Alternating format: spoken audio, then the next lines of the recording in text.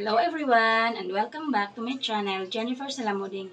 And so for today's video, mag-share po ako ng isang lutong ulam na naman na ang ating lulutuin ngayon ay sardinas. Lalagyan natin siya ng mga gulay, guys. So ayan, start na tayo magluto, guys, kasi ayan, nagpakulo na ako ng tubig. Ayan. Ganyan lang karami yung tubig ko. Tapos, ilalagay ko na yung kamatis at saka sibuyas. Di ko na po siya gigisahin, guys, ha, kasi parang nagsasawa naman ako sa lagi na lang may gisa-gisa. So ayan, para maiba naman, yan, pakulo na lang muna. Tapos ayan, pag kulong-kulo na siya, guys, ilalagay na natin yung ating sardinas. So ayan, takpan muna natin siya 1 minute para kulong-kulo talaga siya. So ayan, guys, kumukulo na po yung ating tubig. Ilalagay na po natin yung ating sardinas. So, ayan, gusto ko lang din pong magpasalamat sa mga nagbigay po ng ayuda po. Yun, salamat po sa inyo mga sir at ma'am. Di ko na po kayo isa-isahin. So, ayan, laking bagay po itong naibigay nyo sa amin na may bigas, may dilata. So, ayan, ulam na rin po ito. So, ayan, dahil nailagay ko na, pwede ko na pong ilagay yung ating malunggay. So, ayan, syempre guys, kailangan bago tayo magluto, kailangan malinis talaga yung ating kamay. Naghugas tayo ng kamay, lalo ngayon na may mga pandemic pa. So, ayan, linisin natin ng mabuti yung ating mga gulay. Kasi medyo matagal po siyang maluto. So, ayan, unahin muna natin siya. Ganyan lang po. Tapos mamaya, ilalagay ko na rin yung talbos ng alugbate at saka kamote. So, ayan, marami po siyang gulay, guys.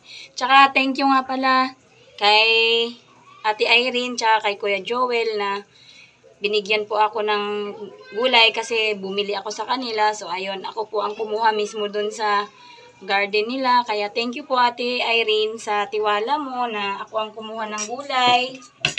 So, sana mapanood nyo po tong video ko para maano nyo po na nag-thank you ako sa inyo kahit na walang camera, pero nandun pa rin po yung pagte-thank you natin sa kapwa natin pag nabibigyan tayo ng mga ayuda or ano pa man. Dapat lagi talaga tayo magpapasalamat. So ayan, pwede na po natin siya, guys, timplahan kasi habang pinapakulo natin yung ating tubig tsaka may malunggay. So kaya 3 yung nilagay ko kasi buyag. Ang dami namin dito sa bahay. So, ayan.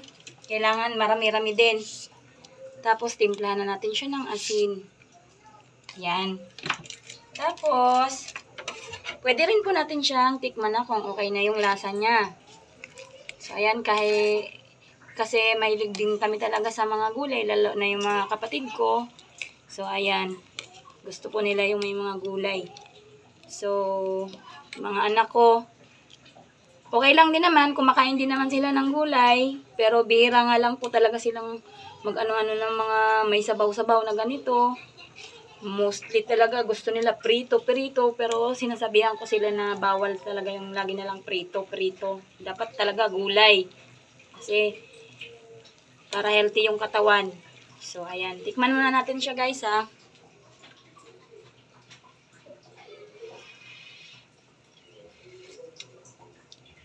Ang sarap na. Ang sarap na. Kasi fresh na fresh po from the garden yung aking nabili na gulay na to. Fresh from the garden. Tapos,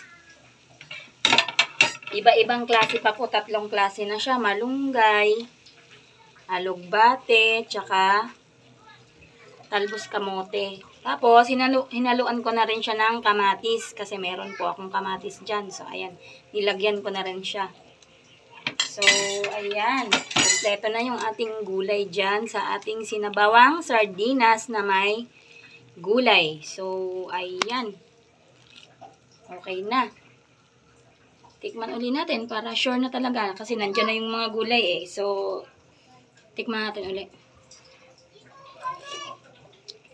Sarap. So, ayan guys. Okay na yung lasa. Thank you sa panunod nyo.